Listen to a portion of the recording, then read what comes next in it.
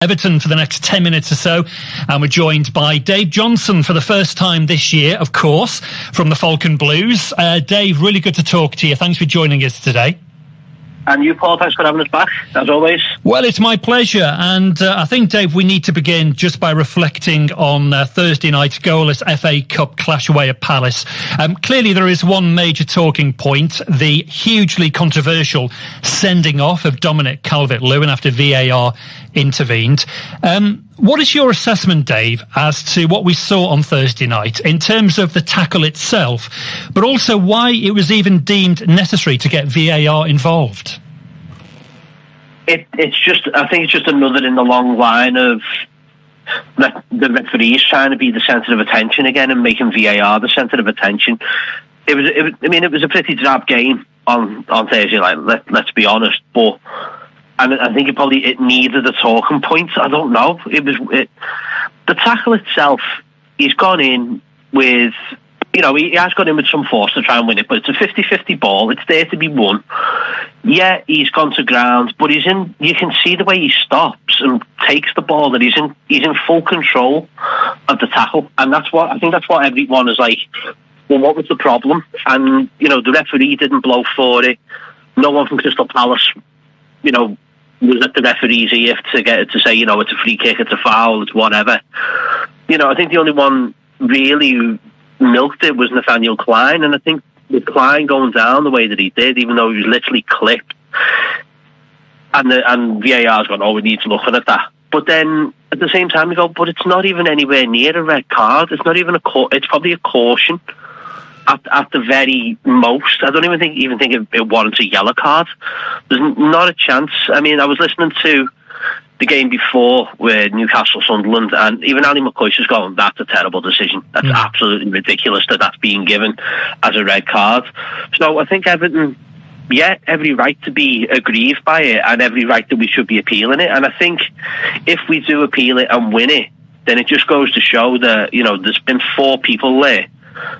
Whoever's on VAR, the referee, the referee's assistant, have all got it wrong and have let the voice in their ear get the better of the actual game. And it's ruined what was. I mean, okay, it wasn't the best game in the world, but when there was 11 on the pitch, it was an all right game. And when it went down to 10, we were sort of backs to the wall a little bit for the last 10, 15 minutes. And then you just...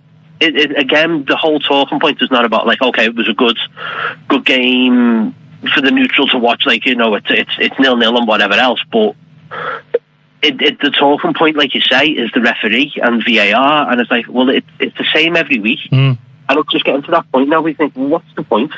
What's the point in even arguing about it as well? Absolutely. And I think the thing with VAR as well, it's when the footage is slowed down, isn't it? And when you look at something in slow motion, incidents appear to look worse than they really are. Of course they do. I mean, and I think that's the worst thing about it, because they're looking at a still, like Calvert-Lewin's got his leg up, but then you're not looking at the bigger picture, and it's like, well, actually, the ball is still at his feet. He's in control of the ball. It's not like the ball's 10 yards away and the tackle's gone through Nathaniel Klein and cleaned him out. It's a clean tackle, really. Okay, it is over the ball, and I think that's what they're trying to say. But in the end, how many tackles do you see like that you get away with? It's just bizarre. It's getting to the point now where it's so saturated, you just don't even want to bother watching it. And I think as well, the situation with VAR, there is now, Dave, a chorus of disapproval in relation to the use of VAR from fans, from pundits, from former players, and even former officials who are looking at these incidents and saying this just isn't right. They talk about how the misuse of VAR is ruining football. And even Sean Dyche said that VAR is now trying his patience. But the message doesn't seem to be getting through, does it, to those in charge? No, because they spent that much money on it. That's the problem. They put that much money into the whole technology and that they've just failed to say, okay, well, we haven't got the right people to do it. They haven't brought in football. I mean, everyone's saying bring in an ex-footballer or an ex-pro or an ex-manager to actually look at this and say, well, that's not a foul. That's not too bad. You get away with that. You'd be happy with that if that was your team and stuff like that. But it's always ex-referees, and it's like, well, you were a bad referee when you were on the pitch, and now you're looking at a telly screen and you're not making it any better for yourself. I mean, the prime example there, Craig Pawson was on our VAR on Thursday, and he was the one who gave the red card for Calvert-Lewin. There was 2 big tackles there that were 5 yards in front of him, where they were much more dangerous than Calvert-Lewin's. I'm not trying to split hairs or anything like that, but he's looking at it, and he's not even given any. There's no caution. There's no looking at it or anything like that. Say, oh, that's quite dangerous. That I know there's no VAR because it's at a stadium of life. But it's like, well, where's your consistency? You know, how's that tackle any different or less weight than Calvert-Lewin's? You know, and these were like tackles that were going through the ankle or going through the foot. Calvert-Lewin's makes very little contact. These were like full on contact tackles, which you would wince at, and you go, "Ooh, hang on, maybe I'm going to have a look at that, or have a little think about that, and maybe caution the lad, or give him a yellow card, or whatever." But there was nothing, and that's where the consistency lies. There isn't any. And of course, Everton have confirmed that they will appeal against the red card decision. This, I believe, was the first time that Dominic Calvert-Lewin has ever been dismissed in his career on the pitch. And of course, this will come with a 3-game ban. But would you expect, Dave, for this appeal by Everton? Do you think the appeal will be successful? I think because of all the shouting that's been by the media and go, that's not a bad tackle. That you know, how have you even come to that decision that that's a red card? I think possibly, well, knowing Everton's look, it'll probably get extended and we'll get another match ban after it. But you know, I think that would be the icing on the cake for the typical Everton decision. You know. Yeah, absolutely. Well, we know Everton have been through it, and we'll see what develops from that. Of course, earlier on in the game, Dave, Dominic Calvert-Lewin had a great chance to open the scoring, but his shot at the Palace goalkeeper was somewhat tame. And indeed, it's now 12 games on the spin in which DCL has failed to score. Is that a concern for you? And what would you put that down to? I think anyone not scoring goals is a concern, really, but I think the main one that I can put it down to, really, is probably not having Decore in that midfield. We've lacked someone else to be in and around that area, either providing assist or providing that opportunity or being on the end of a Calvert-Lewin shot that Decore can pounce on, and we haven't really had anyone available to do that. And I think that's where Dyche has got a bit of a problem now. I think if Decore is fit, great. I think he should be available back in for Villa when we're back in the Premier League. But I think he probably needs to be looking at someone in a similar vein, in a similar, you know, a similar style of player, maybe in this transfer window. Because if Calvert-Lewin's not scoring goals, but his contribution can't be overlooked either. I think he's an exceptional player, and he pulls the team into it. But I think the team that we've got doesn't really work on the wavelength that Decore does when he's playing alongside Calvert-Lewin. So I think Decore's been the biggest miss of these last few weeks, you know, through injury, and to a lesser extent, I would probably even say Garner Gay personally, because I think Gay is like that bit of pace and that bit of energy in the midfield that we're still lacking. You know, we've been playing with Gomez and Onana, McNeil and Harrison, but there's no real pace within that midfield. It's very ploddy. It moves along, it just moves up with it. Whereas, you know, with Garner Gay, you're just going to get an engine who's just going to run all game. And I think that's what we need to be possibly looking at. So someone in a style of Decore, and also maybe a workhorse like Garner Gay, who just runs and just makes tackles. I mean, I know Gay will get pelters for his passing and distribution, but he's vital in a team that needs pace and needs to break down midfields. You know, we saw that against City, where it was just like we were just getting overrun in midfield, and there wasn't really anyone willing to put the leg in and put the leg work in and do a bit of running. And I think that's where we got punished more in midfield than we did anywhere else. And of course, last Saturday, Dave, we saw an Everton side lose away at Wolves, and it was a side that looked tired. They looked fatigued. There was a lack of quality last weekend in that 3-0 defeat.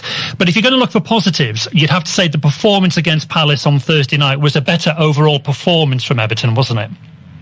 I think so, and I think just because of the number of games that we've played, the lack of depth in the squad, was just probably one game too many over that Christmas period. So I know Wolves wasn't great, but I would, from given where we were to where we've come from since the points deduction and everything else, it's been, you can't take that away from the team that they've still played well. They've worked hard in games, Spurs being a prime example. I know we lost, but it was still a very good, hard-working game where we could have got something out of it.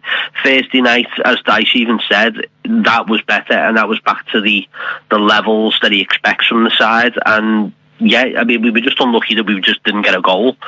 Like you say before, with Calvert-Lewin being, a bit toothless at the moment, we need someone in there that's going to be getting opportunities and scoring goals for us. I think had we have someone who has been prolific in front of goal, we'd have been okay.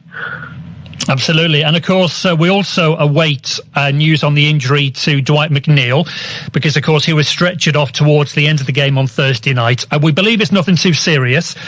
He appeared to be quite calm in the dressing room after the game, but hopefully we'll see Dwight McNeil back on the pitch before too long. Yeah, definitely. I think Dyche even said it wasn't anything bad. I think it was more a swelling. That's probably more a sprained ankle than everything. But we've got a 10-day break now.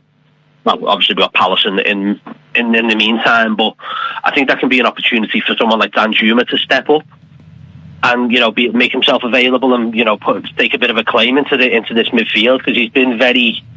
He's bided his time. He played quite well against Palace on Thursday. So, maybe a point to take McNeil out of the firing line a little bit, because he has played. He's played every game. He's been talking about how his personal life has been affected as well a little bit with his partner. So, I think there's an opportunity there for other players to step up with McNeil being out, but hopefully it's not as long term as as it looks. Because I mean, if you're cutting the lad's boots off and everything, then that's a worry. But hopefully it's not too bad. Absolutely. And in terms of the squad itself, because, Dave, we're into January, Sean Dyche himself has said that Everton are unlikely to be busy in this transfer window.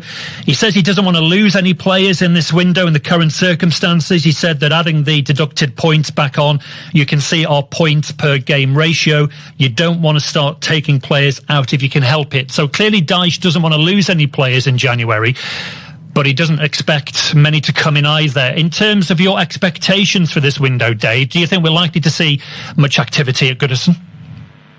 Not particularly. I think the way the Dyche and Thelwell were coming out and saying, I don't think we're going to be making